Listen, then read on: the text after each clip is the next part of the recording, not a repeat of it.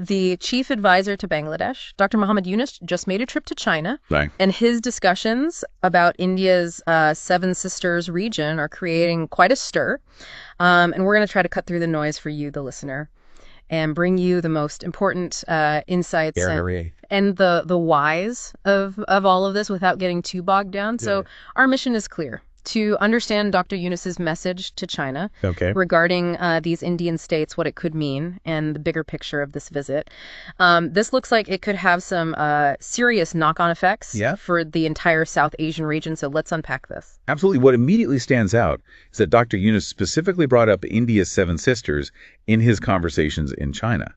He clearly stated that Bangladesh sees this particular region of India as essential. And he said this directly to his Chinese counterparts. Interesting. Analysts who follow this kind of thing closely are seeing this as a very deliberate message aimed at India, coming from a key figure in the Bangladeshi government. This wasn't just a passing comment. Right. For those who might not be familiar, the Seven Sisters refers to the 7 northeastern states of India: Arunachal Pradesh, Assam, Manipur, Meghalaya, Mizoram, Nagaland, and Tripura. Okay, so it sounds like a very strategic play. And it really seems to hinge on Bangladesh's geographical position when it comes to trade in South Asia. He really emphasized this crucial location when he was talking to Chinese business leaders and investors. Exactly. His main point seems to be that India's Seven Sisters, these northeastern states we just mentioned, are landlocked. This isn't just a geographical fact. It gives Bangladesh significant leverage in trade negotiations and regional connectivity projects. For India, bypassing Bangladesh can be logistically complex and costly. Yeah, that makes sense. Because of this landlocked situation, Dr. Yunus apparently highlighted that these states have unlimited business potential. And the key to unlocking that potential is the access and connections that Bangladesh can provide. It's a strong economic argument rooted in geography. So Bangladesh is positioning itself as this vital gateway. And this visit also seems to highlight a potential desire, maybe even under this idea of a new Bangladesh, to build a stronger relationship with China, maybe even viewing them as a significant ally in the region. That certainly appears to be a subtext, and the way Dr. Yunus was received in China really underscores this.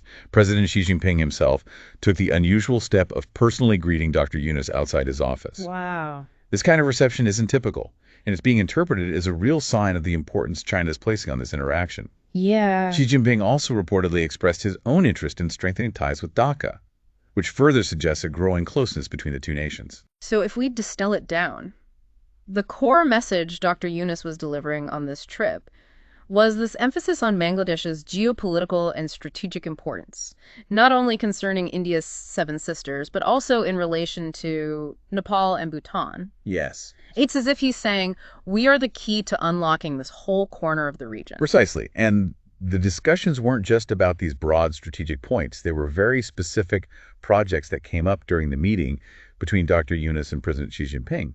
We're talking about significant infrastructure and development initiatives. Oh, okay. Including the long-standing discussion around the Teesta River project, the further development of the Mongol port, and fascinatingly even talks about the potential acquisition of warplanes. Warplanes. That's a significant leap beyond just economic cooperation. It does indeed. It suggests a much broader strategic alignment being considered. It hints at a deeper strategic partnership potentially in the works, extending beyond just economic matters to include security considerations. Wow. Beyond defense, there was also a strong focus on healthcare.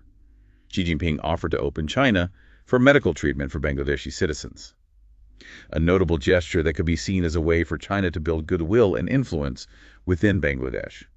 More significantly, there was an announcement of plans to actually build specialized Chinese hospitals within Bangladesh itself. This points to a more profound level of engagement in really crucial social infrastructure.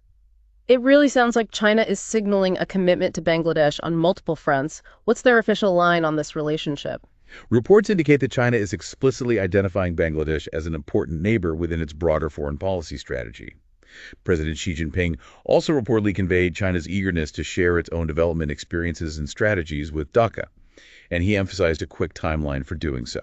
This suggests a very proactive stance from China in nurturing this relationship. So looking at the visit as a whole, it sounds like Dr. Yunus really made a significant impact. Reports are characterizing his 4-day trip as a major success, even suggesting he effectively conquered China. Oh. in terms of making his points heard. Absolutely. His participation in the Bow Forum, where he interacted with top-tier global business and political leaders, definitely adds to that impression. And the fact that his visit generated such a buzz throughout China suggests that his message really resonated. His communication style during these high-level interactions is being described as easy, simple, and fluent. He apparently presented this vision of a new Bangladesh and its potential in a very accessible way to a global audience. So no complex diplomatic jargon, just straightforward communication about Bangladesh's developmental needs and its strategic importance. That kind of directness can often be very effective, especially when you're dealing with powerful nations and their policymakers. It cuts through the complexity and focuses on the core issues. What's particularly interesting here is how economic opportunities, geopolitical strategy, and personal diplomacy seem to be converging. Dr. Yunus appears to have leveraged Bangladesh's inherent geographical advantages to present a compelling case for mutual benefit with China, while also subtly signaling a shift in regional dynamics to India. But isn't it potentially risky for Bangladesh to be so public about their needs? Regarding the Seven Sisters with China, what could be some of the possible reactions from India's perspective? That's a really important question. It definitely introduces a layer of complexity. But sticking to what was reported for you, the listener, the key takeaways appear to be these. First, Dr. Yunus strategically highlighted the Seven Sisters region to China, clearly outlining Bangladesh's vital role in their connectivity and economic potential. Second, there was undeniable high-level engagement with China marked by President Xi Jinping's personal welcome, and discussions spanning trade, infrastructure, defense, and healthcare. And third, the potential for a significantly strengthened relationship between Bangladesh and China, which could certainly have wider implications for South Asia. It's a real aha moment to see how these threads of geopolitics, trade, and regional development are so closely linked. Indeed, this visit raises a significant question. Considering the strategic position of Bangladesh so clearly articulated by Dr. Yunus, how might this influence the future balance of power and economic relationships in the broader Indo-Pacific region? What are the long-term implications of China's increased engagement with Bangladesh for India and other neighboring countries? It's a development with far-reaching potential that warrants continued close attention.